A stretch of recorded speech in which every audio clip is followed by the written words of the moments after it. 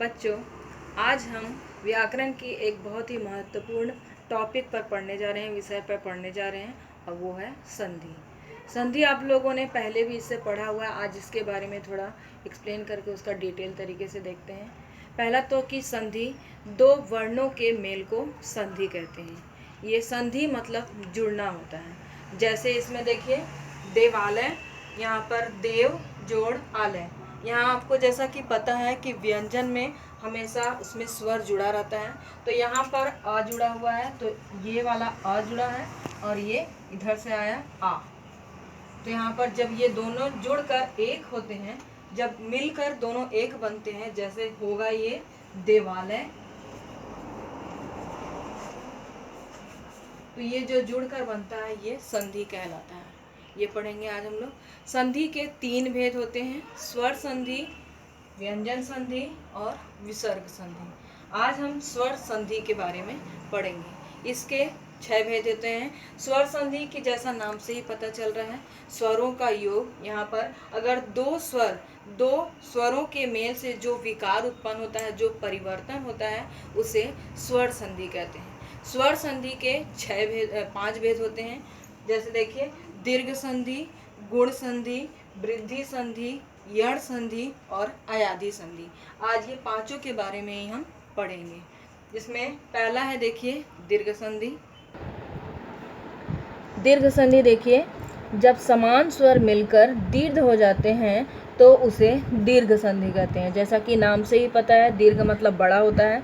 तो यहाँ पर कुछ नियम है इसके, उसके अनुसार ये दीर्घ संधि परिवर्तित होता चला जाता है। यहाँ पर देखिए जैसे इसके ये सारे नियम हैं, ये नियम एक बार आप जरूर पढ़ लेंगे, उसके अनुसार आपको ये समझने में ज़्यादा इजी पड़ेगा, आसान पड़ेगा। जैसे देखिए आ जोड़ आ बनता है, उसी प्रकार अ जोड़ आ बनता है, आ जोड़ आ बनता है और आ जोड़ आ फिर आ बनता है, मतलब ये बड़ा बनता है। उसी के अनुसार ई बना हुआ है और उसी के अनुसार ऊ बना हुआ है और उसके कुछ एग्जाम्पल दिए हुए हैं, ये देख लेंगे।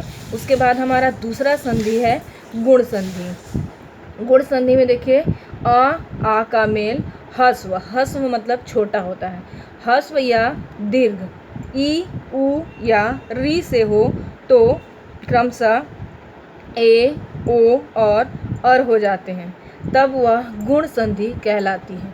यहाँ पर देखिए जब ये मेल होता है अ जोड़ ई इक्वल टू हो जाएगा ए। एग्जाम्पल देखिए देव जोड़ इंद्र, यहाँ पर आ आया है लास्ट में और उसके बाद इसमें ई है, तो ये हो जाएगा मिल के ए बन जाएगा, देवेंद्र हो गया। जैसे सोम जोड़ इंद्र, यहाँ पर भी आ छुपा है और यहाँ पर ई आया है, तो वो दोनों मिलके ए हो जाते हैं। इस तरह से ये गुण संधि का सारा फिर ऐसे नियम परिवर्तित होता है। इन सब में थोड़ा थोड़ा डिफरेंस है, थोड़ा थोड़ा अंतर है। इस अंतर को एक बार आप देख लेंगे तो आपको समझने में ज़्यादा आसान होगा। और इसी तरह से आ जोड़ ई ए बनता है, फिर आ जोड़ ई आपका ए बनता है।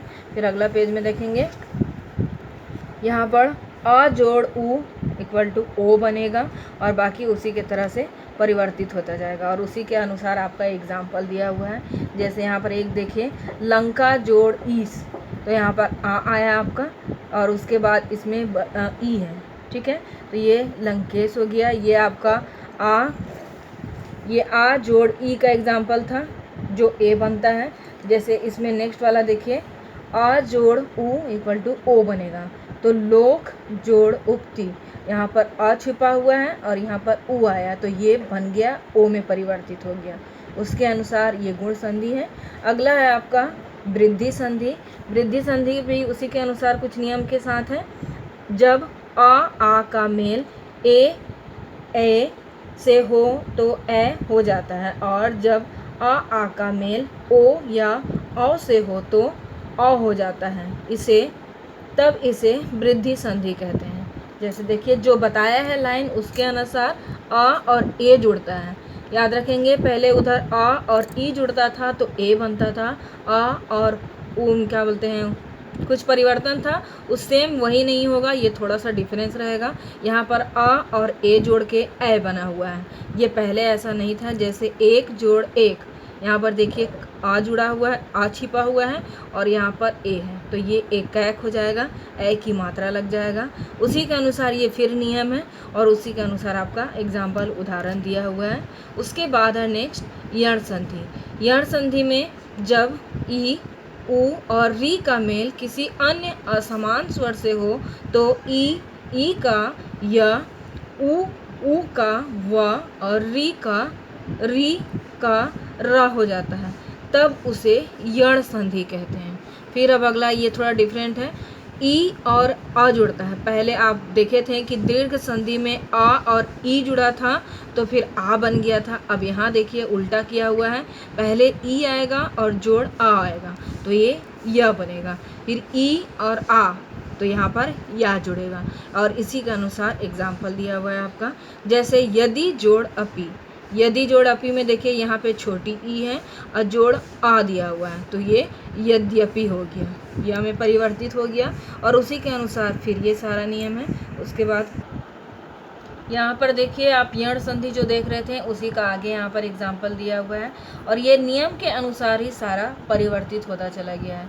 ये नियम आप ध्यान से पढ़ेंगे, ये नियम याद रहेगा तभी ये परिवर्तन आप कर सकते हैं और पहचान सकते हैं कि वो किस संधि का है। पांचवा है देखिए अयादि संधि। जब ए ओ औ वर्णों का किसी अन्य स्वर से मेल होने पर क्रमशः ए, आय, अव और आव हो जाता है तब उसे अयादि संधि कहा जाता है।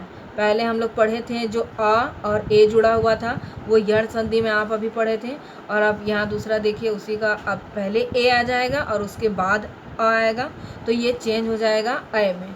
उसी के अनुसार जैसे एग्जाम्पल देखिए से जोड़ अन, यहाँ पे मतलब ए जुड़ा हुआ है, ए छिपा हुआ है ए और यहाँ पर आ आया तो ये शयन बन गया, अय में परिवर्तित हो गया और उसी के अनुसार फिर ये सारा परिवर्तित होता चला गया है।